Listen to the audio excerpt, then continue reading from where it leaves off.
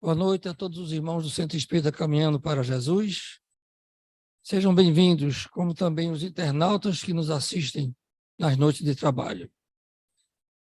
Hoje nós teremos o prazer de ouvir o nosso irmão Paulo Cartagenes, trabalhador da casa, que vai nos falar sobre um tema que ninguém foge dele, que é a reencarnação. É importante que vocês atentem para o que for abordado, porque faz parte do nosso processo evolutivo e todos nós estamos, entre aspas, reféns desse processo. Ok? Então, para iniciar os trabalhos da noite, nosso irmão Ferreira fará a prece inicial. Boa noite a todos. A partir desses instantes, vos convido a mudar os pensamentos, a esquecer qualquer tipo de preocupação, para que possamos nos conectarmos com a espiritualidade superior. Pai amado, Jesus Mestre querido, agradecidos estamos, Senhor, por mais uma oportunidade de estarmos aqui, estudando e aprendendo um pouco mais dessa tua doutrina tão consoladora. Rogamos à espiritualidade superior e ao Mestre Jesus toda a intuição necessária para o irmão que irá usar da palavra. E que com esses conhecimentos, com todo esse aprendizado, possamos sair daqui e já botá-los em prática, já exercer. Jesus, Mestre querido, que a nossa reunião seja repleta de paz e de harmonia. Que assim seja.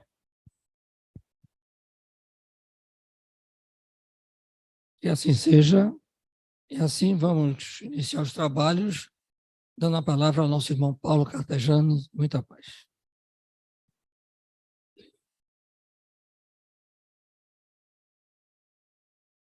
Boa noite, irmãos.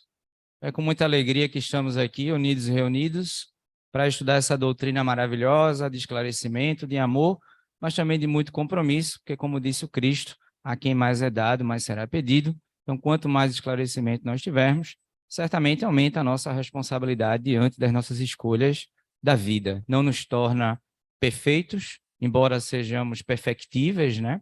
Estamos caminhando para a perfeição, para a pureza espiritual, perfeição relativa, porque perfeição absoluta só Deus, mas sem dúvida que ainda não perfeitos, embora perfectíveis, aumenta assim a nossa responsabilidade diante da vida, né?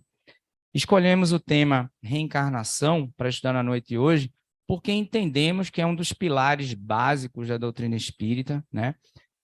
Não tem como ser espírita convicto e duvidar da reencarnação, mas é um tema também complexo, no sentido de requer muito estudo, muita análise, né, minuciosa, detalhada, e é através desse mecanismo que a gente vai entendendo a vida, né? Eu só consegui entender o porquê das coisas na vida a partir do estudo do mecanismo da reencarnação e das leis de Deus. A gente foi começando a compreender melhor o porquê das diferenças na vida, né? E para começar falando de reencarnação, nós temos que iniciar falando da criação dos espíritos. E é importante dizer que nós somos espírito, nós não temos espírito. Nós temos corpo físico e perispiritual, que ao longo da noite a gente vai explicar o que é o corpo perispiritual, né? E somos espírito. O que é o espírito? O espírito é a nossa personalidade, é um ser imortal, né? Nós somos aquilo que pensamos, isso é o espírito. E, didaticamente, a espiritualidade conceitua o espírito como o princípio inteligente do universo, né? Então, Deus criou os espíritos e continua criando. Eu estou conversando com vocês nesse momento, e nesse momento Deus continua criando espíritos. Quando Ele nos criou, todos partimos da mesma condição, sem maldade e sem conhecimento, simples ignorantes. Porque, na verdade, quando Deus nos criou inicialmente, nós ainda nem éramos o espírito, nós éramos o princípio inteligente que simbolicamente é como se fosse a sementinha que um dia virá a ser o espírito, que é o que nós somos, né? O que é o princípio inteligente? Esse foi criado simples e ignorante, ou seja, sem maldade e sem conhecimento. Esse princípio inteligente, até ele atingir a condição espiritual, ele viaja os reinos da vida. Ele começa, por exemplo, habitando o reino mineral, e ali ele adquire a energia, né? É um processo muito lento, é um processo de mutação físico, químico, processo de reelaboração muito lento, porque a natureza não dá saltos. Uma média não receba essa informação como algo rígido, ortodoxo, mas uma média de 1,5 milhão de anos a gente passa evoluindo em cada reino, né? Então, o princípio inteligente ele começa ali no reino mineral e ele adquire a energia.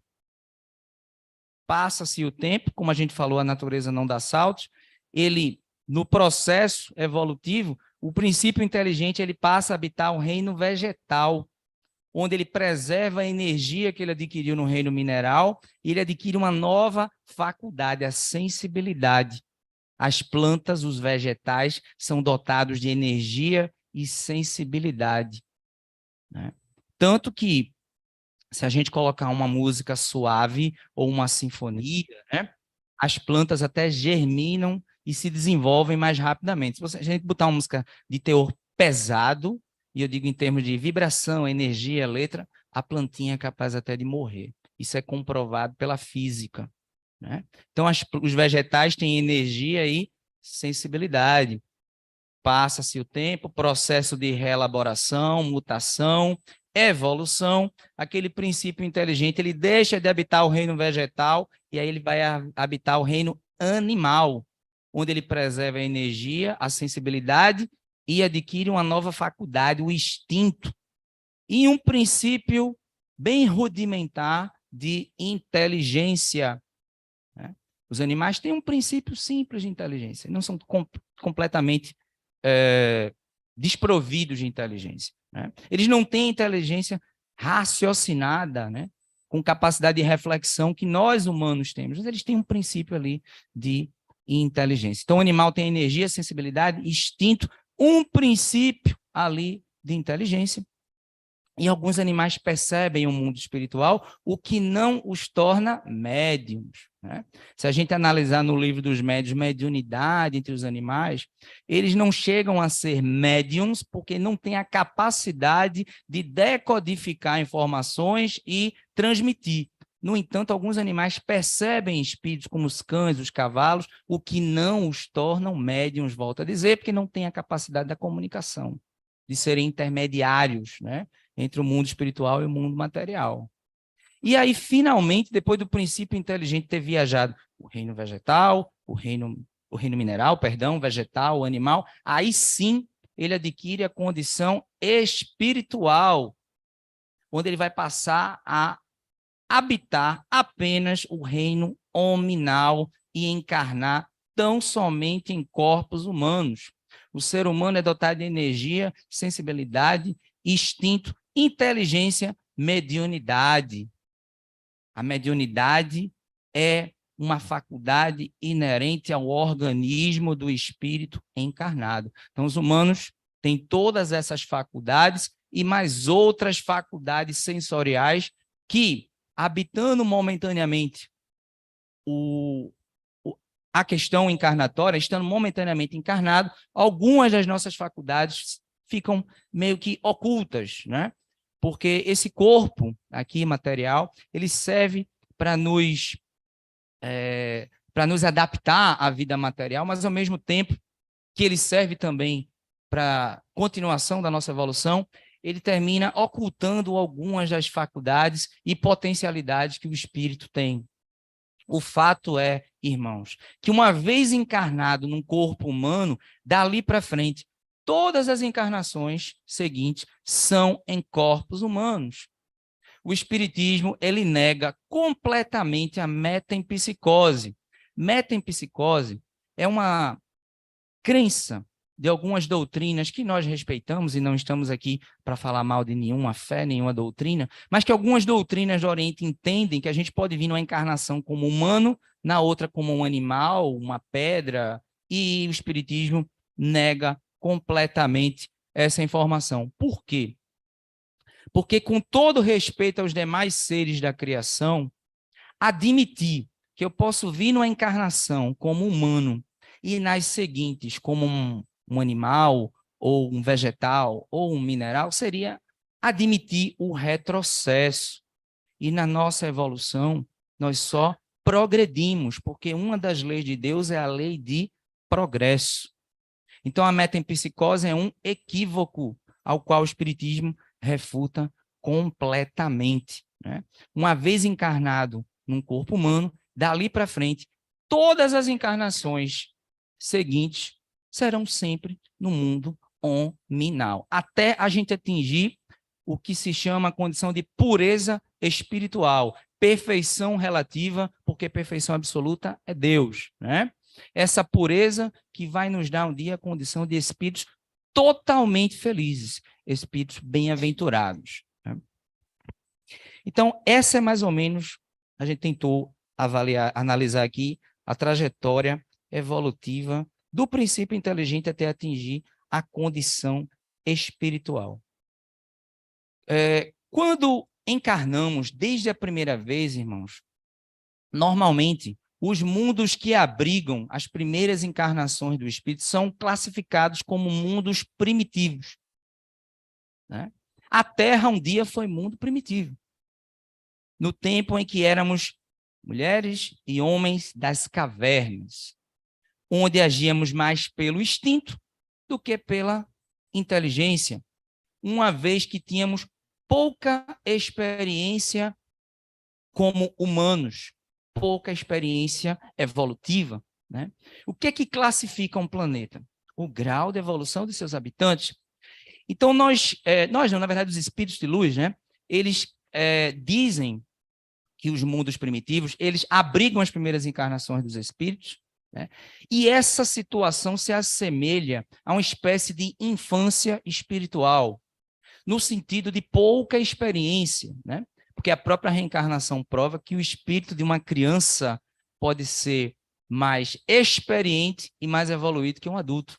Por isso que quando os próprios espíritos chamam as primeiras experiências encarnatórias de infância espiritual, é mais no sentido simbólico, metafórico, do que real. Porque, como a gente falou aqui, uma criança ela pode ser espiritualmente mais experiente e mais evoluída do que um adulto, porque o que é criança ali é o corpo físico, mas o espírito, ele tem uma bagagem, né? Uma experiência anterior. Um exemplo prático disso, né?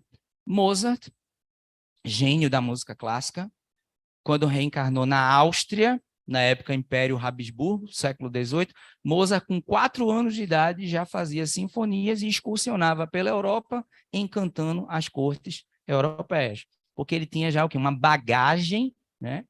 Principalmente no campo intelectual, mais especificamente no campo da música, que lhe dava a condição do que a gente chama de menino prodígio, né? Então, um espírito, o meu sobrinho que tem 3 anos, pode ser um espírito muito mais evoluído do que eu, em todos os aspectos, moralmente e intelectualmente. O que tem 3 anos ali é o corpinho dele, a atual matéria que ele tem hoje. Mas o espírito dele pode ser muito mais evoluído do que o meu, muito mais progressista do que o meu, né? Porque também não é só você ter muitas encarnações, mas, sobretudo, muitas encarnações bem aproveitadas, né? Quando não se desperdiça tempo, quando se aproveita bem o tempo, desenvolvendo-se moralmente, intelectualmente, a tendência é a gente dar um certo salto evolutivo, né? Um fato também, irmãos, é que logo nas nossas primeiras experiências encarnatórias, Deus depositou em cada espírito uma condição chamada livre-arbítrio, que é a liberdade que nós temos de tomar decisões, agir.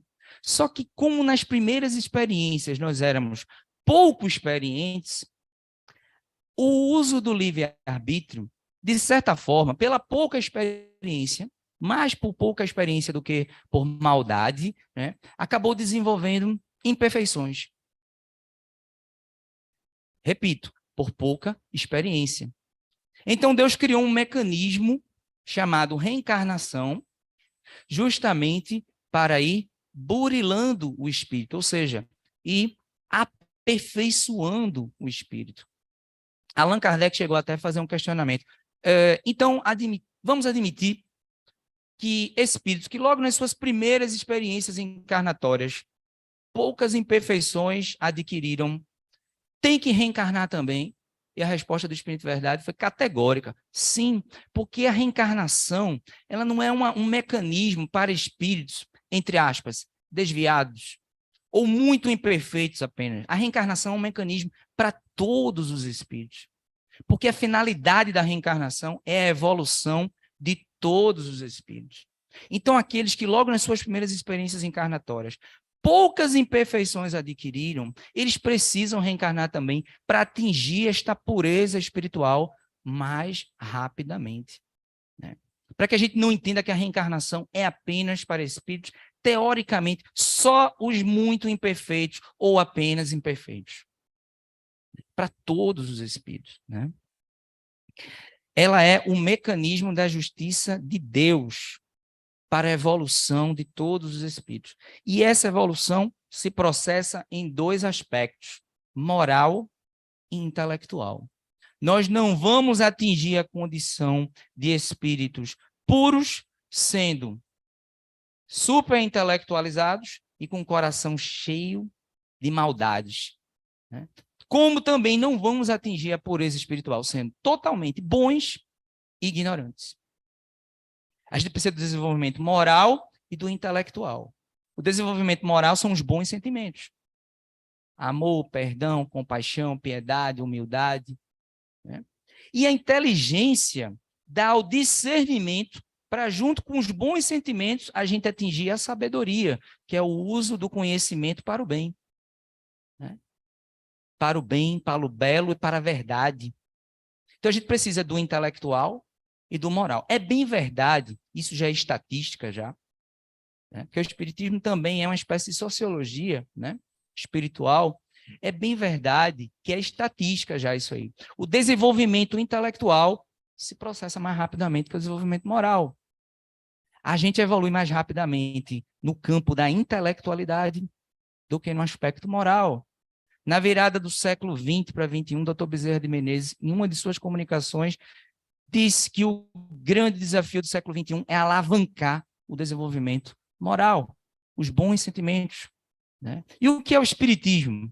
Nada mais é do que uma proposta de reeducação de cada um de nós. Né? A grande missão do espiritismo é nos esclarecer para que nós nos reeduquemos, autoeduquemos. Né? E a reencarnação é justamente esse mecanismo. Como o escultor pega uma pedra bruta e sem forma, a reencarnação é aquele escultor que vai transformando a pedra bruta aos pouquinhos numa estátua, numa obra de arte, né? De Michelangelo. Maravilhosa, linda, perfeita. Ou numa obra de Aleijadinho, né? Antônio Francisco Lisboa, outro grande gênio. A reencarnação é isso. Vai transformando o espírito bruto numa pedra lapidada, numa escultura belíssima, moral e intelectualmente. Né? Ninguém reencarna para sofrer. É preciso que a gente tenha consciência disso. A reencarnação não é para sofrimento. Né? Sofrimento é consequência ainda da nossa caminhada evolutiva. Não se aprende só com experiências exitosas, prazerosas, felizes. Eu me arrisco a dizer, não de uma forma masoquista e nem pessimista, mas que a gente aprende mais com as experiências dolorosas do que com as experiências felizes. Às vezes, os momentos felizes iludem a gente, como se estivesse tudo bem, tudo maravilhoso, não tivesse nada para se trabalhar dentro da gente. Volto a dizer, não é aqui alavancando um discurso pessimista e nem masoquista. O espiritismo não alimenta esse tipo de prática. Mas entender que até quando a gente é criança, e coloca o dedo, né, em uma superfície quente e queima o dedo, a gente aprende ali através da dor que encostar em algo quente dói. Né? Esse que vos fala levou muito choque quando era pequeno. Né? E ali a gente vai aprendendo que colocar o dedo na tomada dói. Né? Então, do mesmo jeito, na vida, a gente não aprende só com experiências alegres, exitosas, podemos aprender também. Né? Então, ninguém reencarna para sofrer. O sofrimento é uma consequência da aprendizagem, da pouca experiência. Né? E da gente experimentar o que é escolher certo e o que é escolher errado. O que é uma escolha equivocada e o que é uma escolha acertada. Serve de experiência. Né? Então, ninguém reencarna para sofrer, a gente reencarna para evoluir. Certo? Irmãos, no intervalo de uma encarnação para outra, existe uma situação chamada erraticidade. Né? Quando existe a morte biológica, né? Já que o espiritismo matou a morte, né? Porque somos imortais, espíritos imortais. Quando há a morte biológica e o espírito, que é o que a gente é de verdade, se desliga da matéria, a gente vai para o mundo dos espíritos. Esse intervalo de uma encarnação para outra chama-se erraticidade. Dependendo da vida que a gente levou aqui, a chegada ao mundo espiritual de cada um vai variar. Quanto mais pautamos a nossa vida para coisas espirituais do que a vida terra a terra, a tendência é que a gente ou não passe por um período que é normal de perturbação, ou passe por ele muito rápido. Né? A tendência é que a gente seja bem recebido, até por um parente, ente querido, amigo que precedeu a gente no desencarne,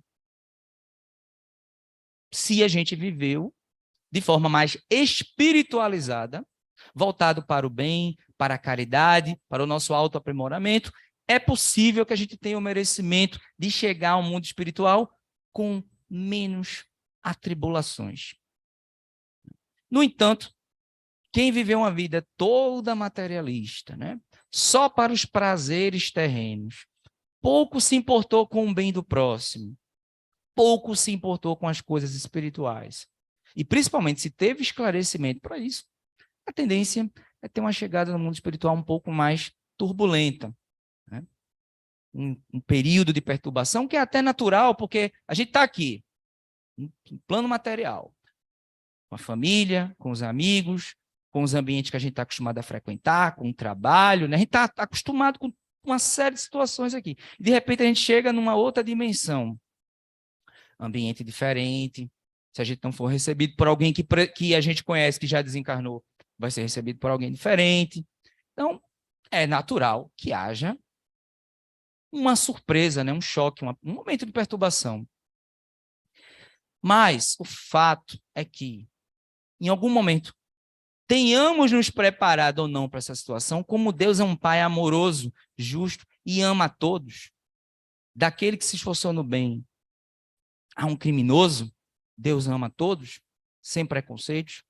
Em algum momento, nós seremos resgatados por uma equipe espiritual mais evoluída do que a gente, mais esclarecida, e que já está lá há algum tempo, acostumada com a dimensão espiritual, e essa equipe vai nos conduzir para uma colônia espiritual, que é uma cidade no mundo espiritual.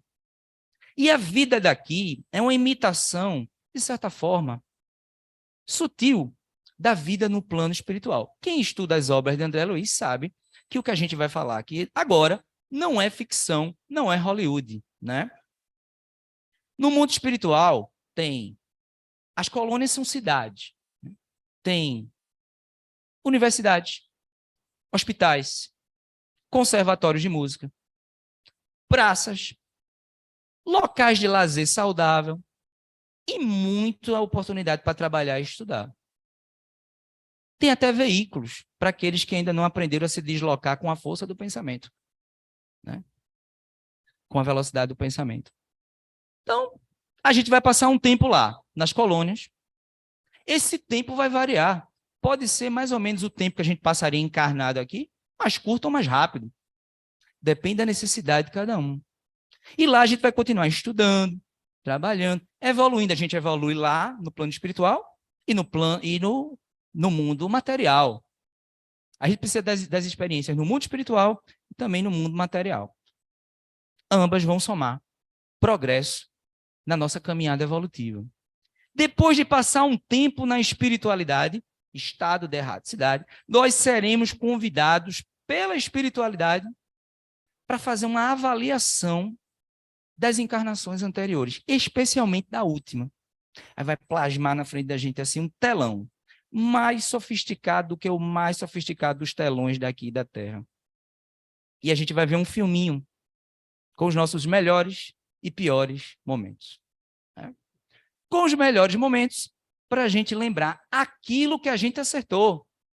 E com os piores momentos também, para que a gente avalie aquilo que a gente errou. Por quê? Porque já é a preparação para o retorno à carne. É a preparação para o reencarne. Né? Então a gente precisa avaliar, junto com a espiritualidade, o que deu certo e o que a gente errou. Porque dependendo do que aconteceu, nós vamos pedir determinadas situações para a gente exercitar na próxima encarnação situações que façam a gente avançar. Nem que seja só um pouquinho, mas que a gente avance. Né? O que está inserido nessa programação? Planejamento reencarnatório. Estão inseridos o mundo em que a gente vai reencarnar. Então, nós estamos na Terra, porque a nossa evolução, no momento, só permite estar num planeta como esse. Em quais condições? Na riqueza, para ser testado, para não ser avarento, para não ser materialista, para ser testado nos excessos e não cair na vida de excesso, de se alimentar demais, de beber demais, de só viver uma vida hedonista, né? Para ter mais condição de ajudar aqueles que não têm condição material, ajudar instituições, né, de caridade, ou vai vir na pobreza justamente porque teve essa oportunidade e reconhece que não soube administrar aquilo que Deus e a espiritualidade nos emprestaram, que foi o conforto material. Vai vir numa condição material mais simples, justamente porque reconhece as fraquezas que tem e que não tem condição ainda de administrar sabiamente o conforto. Foi o conforto justamente não bem administrado, não bem utilizado, que levou à vaidade, ao egoísmo, à avareza, aos excessos. E uma coisa certa, a família que a gente tem é a coisa mais certa. A família que nós temos totalmente planejada. Totalmente. Não existe acidente biológico. Deus não joga dados. Estamos no lugar certo, com as pessoas certas. A família é a coisa mais certa que foi programada na nossa reencarnação. Normalmente, não vamos receber essa informação de forma rígida, né? Mas, em média, famílias unidas, amorosas, normalmente espíritos que têm bastantes afinidades, simpáticos. Famílias que vivem tendo problema de relacionamento, conflito. Normalmente, espíritos diferentes. Alguns desafetos de encarnações anteriores. Mas recebendo essa informação, irmãos, a gente não deve, digamos assim, alimentar mais animosidade. Pelo contrário, Deus, na sua infinita sabedoria, colocou consanguíneos no mesmo lar, pessoas, espíritos talvez antipáticos, no sentido, não precisa nem nenhum dos dois ser mal, basta serem diferentes, para se reajustarem, para se entenderem, para se perdoarem. Né? para se reconciliarem. Vejam como a sabedoria de Deus é perfeita. Mas recebendo essa informação, eu não devo encarar nenhum ente como desafeto. Pelo contrário, devemos cada vez mais nos aproximar e tentar viver da maneira mais harmônica possível em família. Que a primeira escola é a família. O Espiritismo diz isso, a Sociologia diz isso. A primeira escola da vida é a família.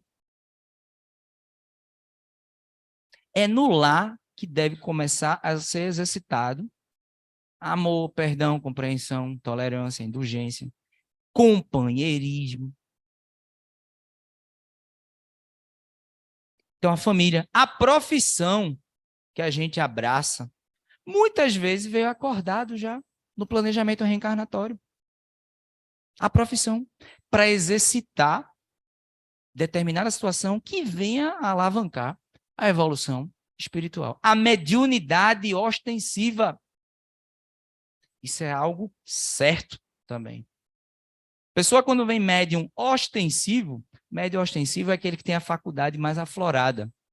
Porque médiums, mais ou menos, todos nós somos, uma vez que a gente vive influenciando e sendo influenciado pelo mundo espiritual. Médiums, praticamente todos nós somos. Agora, mediunidade ostensiva, aí nem todos temos.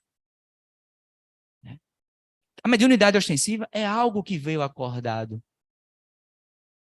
Quando alguém vem médium ostensivo, mediunidade mais aflorada, essa pessoa vai ter a feliz oportunidade de alavancar sua evolução. Porque ela vai servir de porta-voz para os espíritos, em especial os sofridos, receberem esclarecimento. A mediunidade ostensiva, quando compreendida, estudada e bem exercitada, bem orientada numa casa espírita, a mediunidade ostensiva faz com que a pessoa tenha uma harmonia de energias extraordinária. Então, é uma oportunidade maravilhosa de trabalho de caridade e de evolução, a mediunidade ostensiva.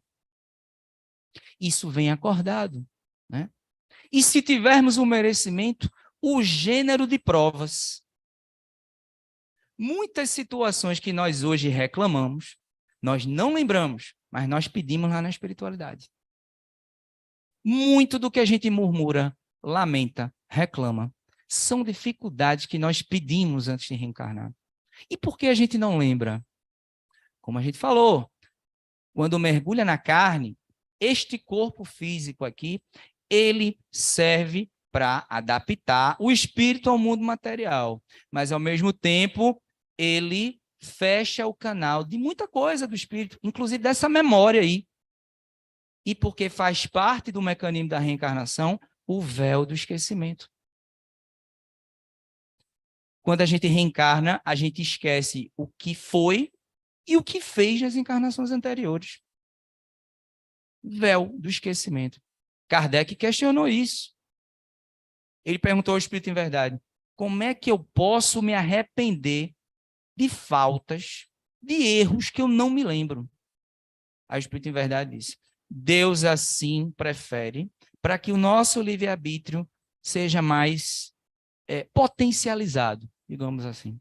Se a gente lembrasse tudo o que a gente fez e foi, a gente ia travar. Travar. Imagine, hoje você é uma pessoa que se esforça em ser uma pessoa de bem. Mas você descobre que em encarnações anteriores foi um assassino. Ia ser angustiante. Ia trazer um remorso desnecessário. Eu me sentiria muito mal se eu descobrisse que eu prejudiquei alguém da minha família em encarnações anteriores. Mesmo eu hoje, amando muito minha família, que graças a Deus é uma família maravilhosa, mas eu me sentiria muito mal se eu descobrisse que eu prejudiquei em encarnações anteriores algum parente meu. Mesmo que no momento, o que eu sinto por eles é amor e admiração. Mas eu me sentiria muito mal. Ou ia alimentar algumas vaidades necessárias. Porque como nós somos ainda muito vaidosos, narcisistas, aí descobre que foi princesa, rainha, chefe de Estado, um papa poderoso.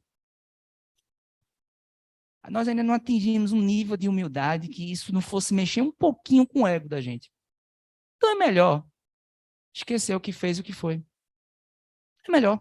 Até porque a outra informação que a doutrina nos traz é a melhor encarnação é a atual.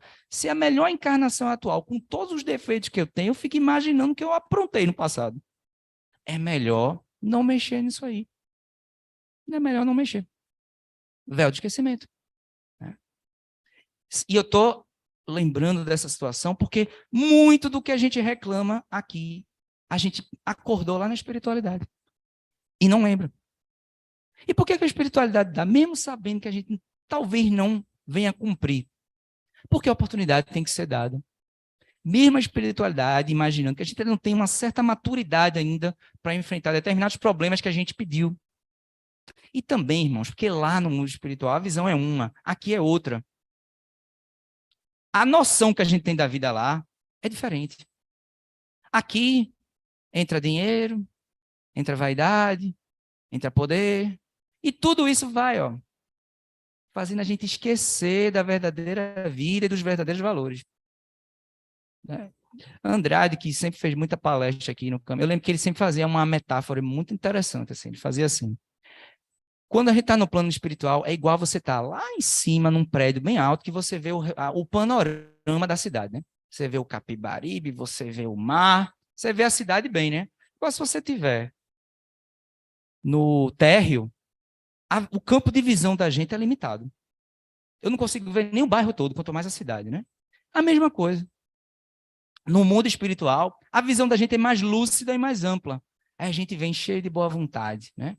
Vou alavancar 50 encarnações numa encarnação só. Vai não. A natureza não dá saltos. Vai não. Mas a espiritualidade dá oportunidade. Então a gente esquece. E o véu de esquecimento contribui para isso, né? Contribui bastante. É importante dizer, irmãos, que planejamento é diferente de destino, viu? Muita gente pode estar pensando, você disse que muita coisa vem programada antes de reencarnar. Então é destino. Destino é a gente quem faz. Eu escrevo a história da minha vida. A vida é um livro em branco e eu escrevo. Livre arbítrio, escolha. Eu me arrisco a dizer que a maior parte do que ocorre na vida da gente é muito mais fruto das nossas escolhas do que veio programado já.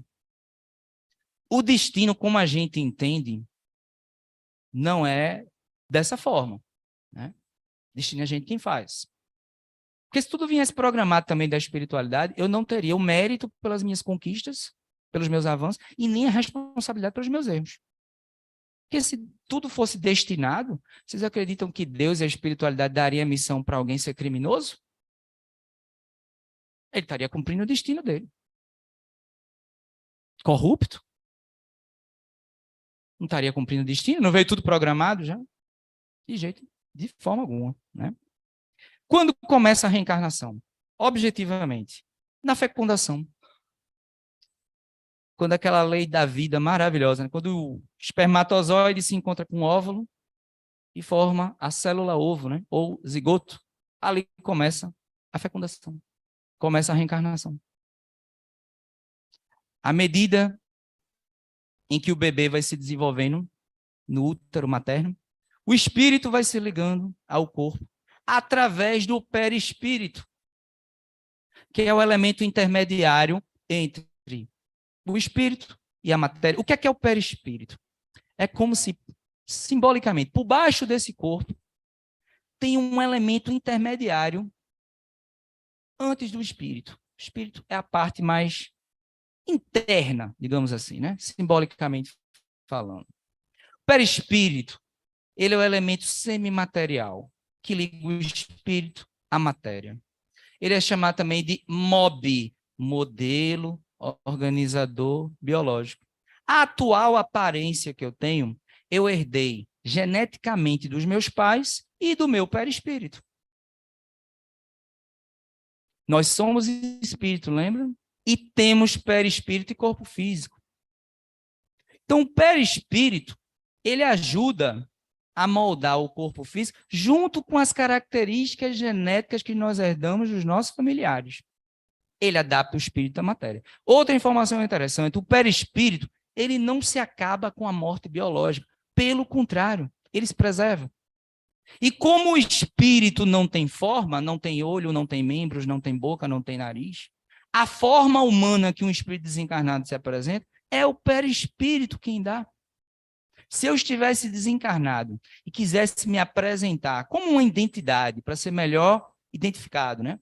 Para alguém me identificar da minha última encarnação, eu teria que pensar na aparência que eu tenho hoje para que o perispírito me desse a atual aparência que eu tenho, para enquanto desencarnado eu pudesse me identificar. Dr. Bezerra de Menezes, por exemplo, aquela imagem clássica dele. Um homem de barbas longas, de smoking. O perispírito molda até a roupa. Até a roupa que a gente mais gostava ou mais usava aqui. Ele também tem essa propriedade.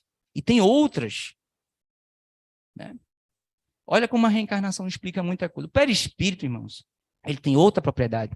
Ele registra as nossas emoções e o que a gente faz com o nosso corpo físico. Então, se eu tenho uma descarga de ódio muito grande, aquilo fica registrado no perispírito e pode danificá-lo. Se eu guardo muita mágoa, aquilo fica registrado no perispírito e danifica o perispírito. E se danificar o perispírito, vai vir com o corpo físico também com problemas. Porque se danifica o perispírito, ele molda o corpo físico vem com problemas. Né?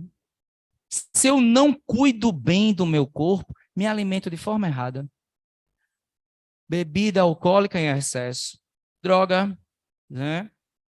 Falta de exercício físico, falta de uma boa cultura de sono, isso vai danificando o perispírito e a gente vai reencarnando com problemas de saúde.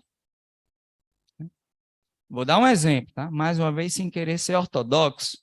Normalmente, isso não é uma regra, mas alguém quando reencarna com problemas respiratórios, provavelmente em encarnações anteriores, pode ter sido, olha a palavra pode, eu não disse que foi, um fumante inveterado. Fica registrado no perispírito, reencarna com problemas, cansaço, insuficiência respiratória. Né? Alguém que abusou de alimentação ou se alimentou de forma errada, bebidas alcoólicas, danifica o perispírito, reencarna com problemas no aparelho digestivo. E aí vai. Então, o perispírito, ele explica muita coisa. Né? Então, a reencarnação começa com a fecundação e ela termina quando? Quando a mãe dá à luz e o bebê dá aquele primeiro choro, ela quase foi concluída ali a reencarnação. Mas ela só se conclui totalmente quando a gente completa 7 anos de idade. Até os 7 anos de idade, a criança está em processo reencarnatório. E o médium, principalmente o ostensivo, é um espírito que não está totalmente reencarnado, porque ele tem uma sensibilidade maior com o mundo espiritual. Né? Então é comum que as crianças, até 7 anos de idade, tenham uma facilidade tremenda de verem amiguinhos que só elas veem, que os pais não veem. Agora, se depois dos 7 anos continuar vendo, é porque realmente é portadora de mediunidade ostensiva que vai acompanhá-la até a vida adulta. Né? Então, depois dos 7 anos de idade, nos encontramos totalmente reencarnados, certo? A gente falou aqui, irmãos, que normalmente nós participamos do nosso planejamento reencarnatório, quando temos merecimento para isso. Né? Alguns espíritos não têm. Espíritos cegos de ódio, de vingança, né? Que cometeram coisas hediondas, não têm. Não têm lucidez e nem merecimento de participar do seu próprio planejamento reencarnatório. Como é que acontece, então? É a espiritualidade quem planeja para ele. E essa condição nós chamamos de reencarnações compulsórias. Compulsório significa obrigatório, né? Aí eu lembro que alguém na plateia, uma vez, acho que foi em perguntas e respostas, inteligentemente perguntou assim, mas se é compulsório, não estaria ferindo o livre-arbítrio? É a mesma situação quando a criança tem que estudar, está na hora de estudar, mas ela prefere brincar, né? É a mesma situação. Aí o que é que o pai ou a mãe faz, bem orientado? Agora é hora de estudar. Depois de terminar de estudar, vai brincar. Né? Aí, se o espírito quiser fazer tudo, a gente tem uma liberdade, mas tem um limite. E o limite são as leis de Deus. Ah, não quero reencarnar, não. Precisa. Né? É a mesma coisa do o filho dizer para o pai, não quero estudar, não, quero brincar agora. Não quero tomar banho agora, não, quero brincar.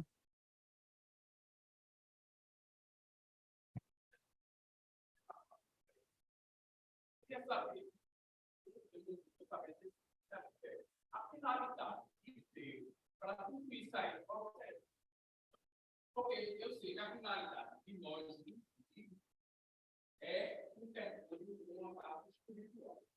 E também a necessidade da morte, um pouco isso, é a necessidade de Deus ter controle, porque se ele não tem controle da vida material, ele tem controle para dentro da morte, senão aqui teria uma vida eterna. E a vida eterna não é dessa, material. Então, essa aí foi fácil de pegar a finalidade. E tudo dessas reencarnações, desses aprendizados. Evoluir. Evoluir para a pureza espiritual.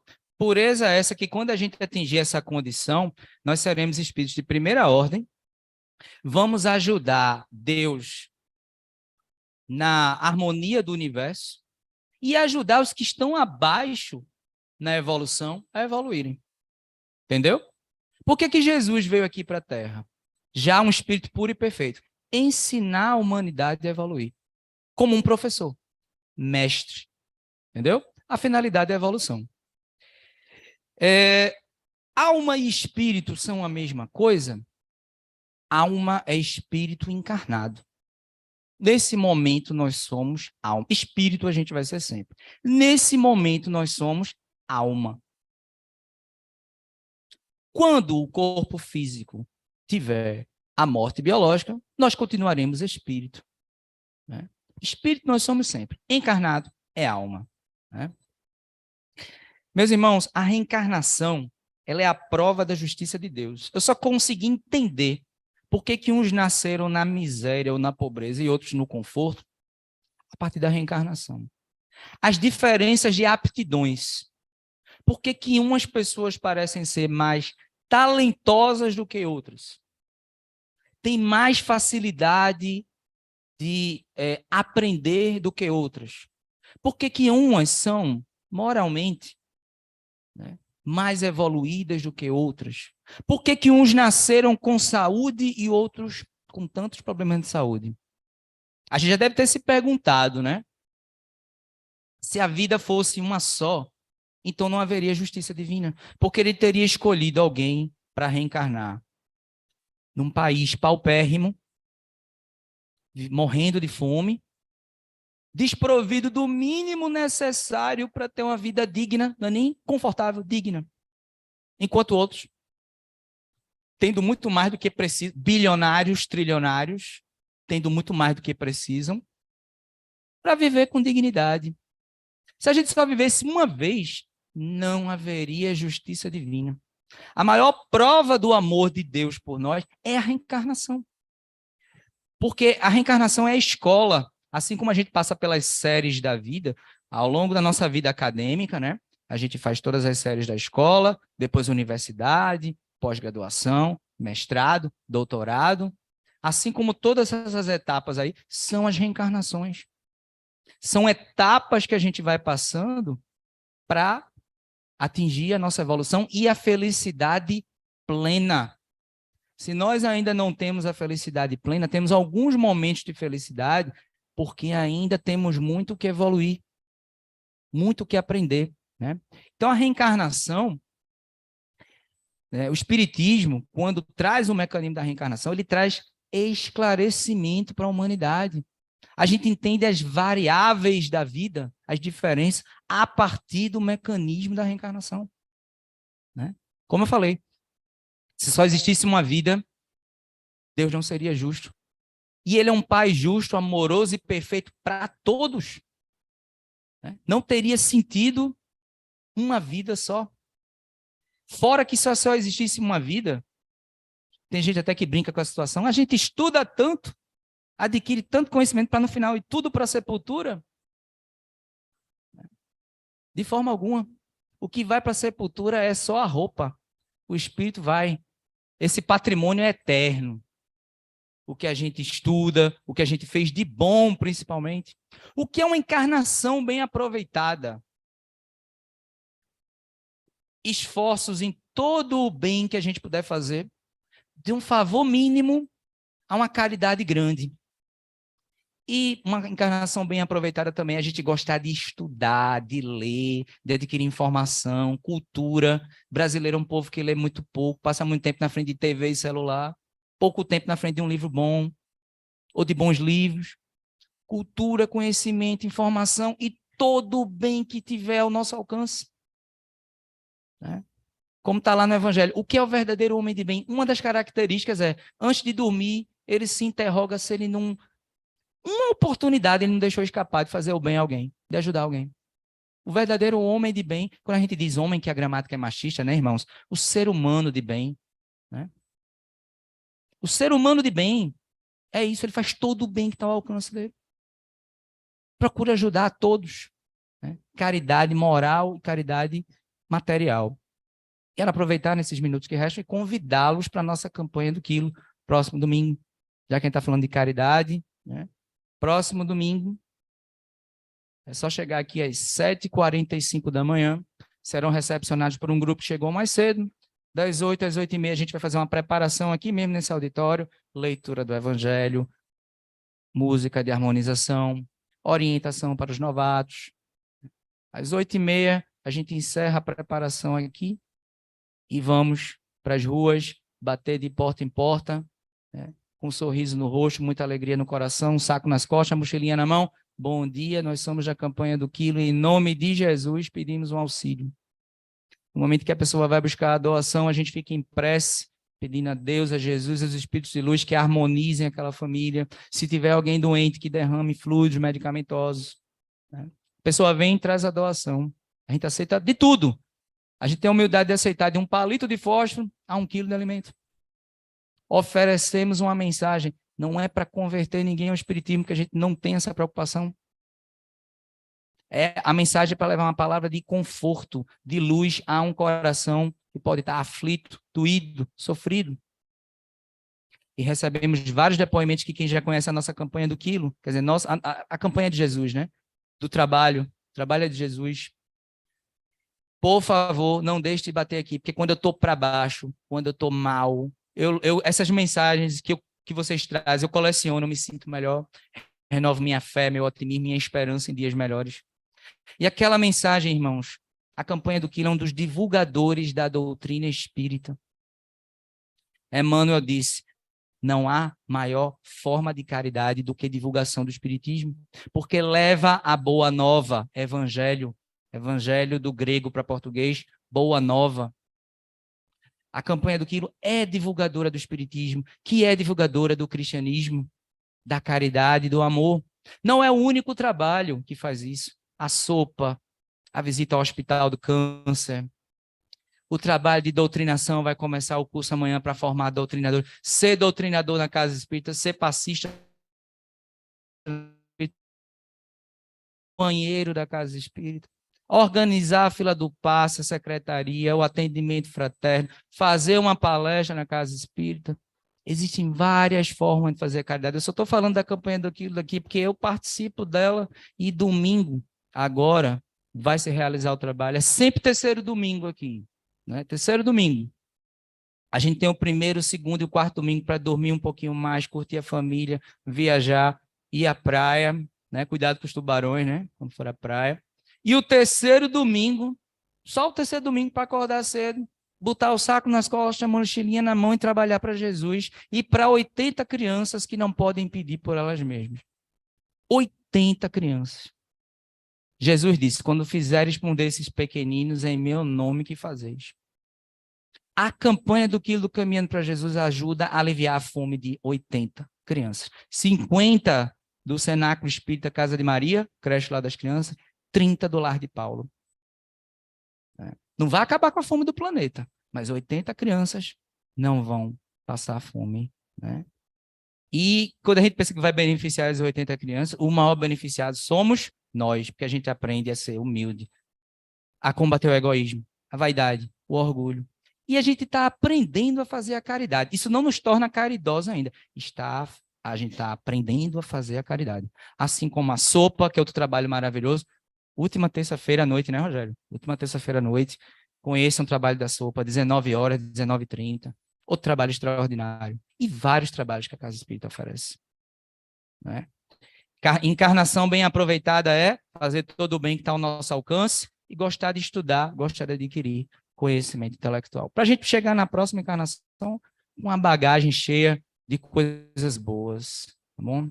Meus irmãos, a gente fica por aqui. Eu quero agradecer a atenção de vocês, a paciência em escutar a gente falando esse tempo todinho aqui, né? Mais uma vez, convido, né? Próximo domingo, olha, estamos precisando de mais voluntários para a campanha do QI. Muito, muito. A gente está precisando muito de mais voluntários.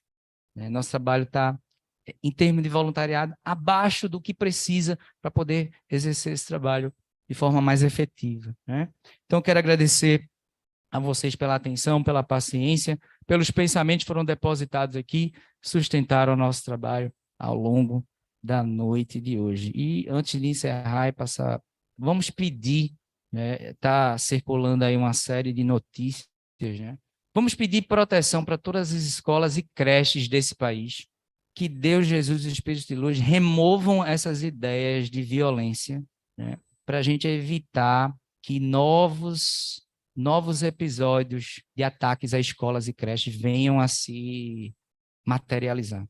Né? Vamos pedir aí proteção a todas as escolas e creches desse país, né, que a gente não venha ter nos noticiários novos episódios como esse, né? Protegendo a todos, profissionais, estudantes, comunidade, todos que fazem escolas e creches desse país. Né?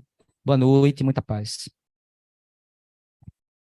Obrigado, Paulo, por nos trazer com tanta clareza o que a doutrina espírita nos esclarece, nos instrui e nos dá a convicção do processo reencarnatório. Como meu irmão disse, o lar é um laboratório de evolução. É o primeiro local em que o ser humano, digamos, ancora. Né? E eu, lendo José Chaves, Rei Chaves, jornal O Tempo, ele se referia à porta estreita. Como é que numa encarnação única nós vamos nos depurar, nos tornarmos puros, se passamos pela porta larga, onde tudo é fácil e tudo enganoso? Então, reencarnação é para que nós passemos pela depuração, pelas experiências da vida, para termos, enfim, o nome evolução, digamos assim, com a sua realidade no nosso progresso. Né? Então, reiterando o que o nosso irmão falou, amanhã teremos o curso de doutrinação. Todos são convidados para participar às 19h30. E para concluir os trabalhos da noite na primeira fase, pedimos a nossa irmã Carminha para fazer a prece de encerramento.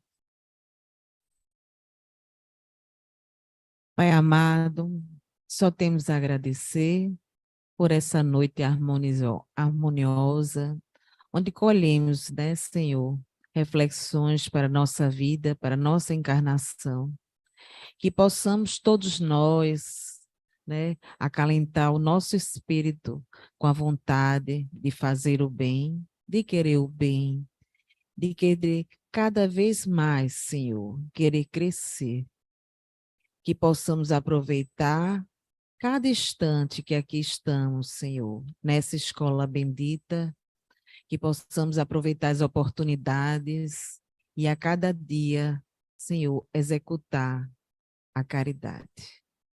Que a paz de Deus, do Divino Mestre Jesus, possa nos levar aos nossos lares, nesse clima que aqui encontramos de paz, de harmonia e de amor. Assim seja. E assim, agradecendo a Deus, a espiritualidade da casa, encerramos o trabalho da primeira fase, pedimos que se mantenham harmonizados, celular desligado, para serem beneficiados com o passe. Muita paz.